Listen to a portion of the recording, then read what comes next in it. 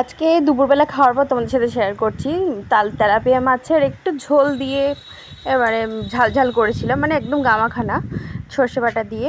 আর এখানে হচ্ছে ডিমের মাছের ডিম আর রুই মাছ করেছিলাম আলু দিয়ে।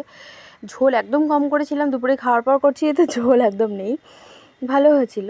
এটা হচ্ছে আদা জিরে বাটা দিয়ে করেছিলাম, আর এটা চাটনি। এই হচ্ছে আজকের লাঞ্চ মেনু। আর বৌদি দিয়েছিল একটু বিরিয়ানি, উপরে বিরিয়ানি করেছিল। আর আমি বাইরে এসে ভয়েস ওভার দিচ্ছি, দেখো, তার জন্য অনেক চিৎকার চেঁচামেচি শুনতে পারো। আর আমাদের গোবরডাঙ্গা গোষ্ঠবিহার মেলা থেকে আমরা এই মাটির বোতলগুলো কিনেছি। যা পরিমাণে গরম পড়েছে, আর আমাদের ফ্রিজটা এই মুহূর্তে খারাপ হয়ে গেছে, কিন্তু বিশ্বাস করো দারুণ ঠান্ডা হয়, খুব সুন্দর ঠান্ডা হয়। এই দুটো বোতল হয়েছে, এই ডান দিকেরটা হচ্ছে 1.5 লিটার আর বাঁ দিকেরটা হচ্ছে 1 লিটারের বোতল। তো এর থেকে প্রায় জল খাচ্ছি। তোমাদের কেমন লাগলো জানিও, আর আমার এই ন্যাকামোগুলো তোমাদের ভালো লাগলে লাইক করে দিও।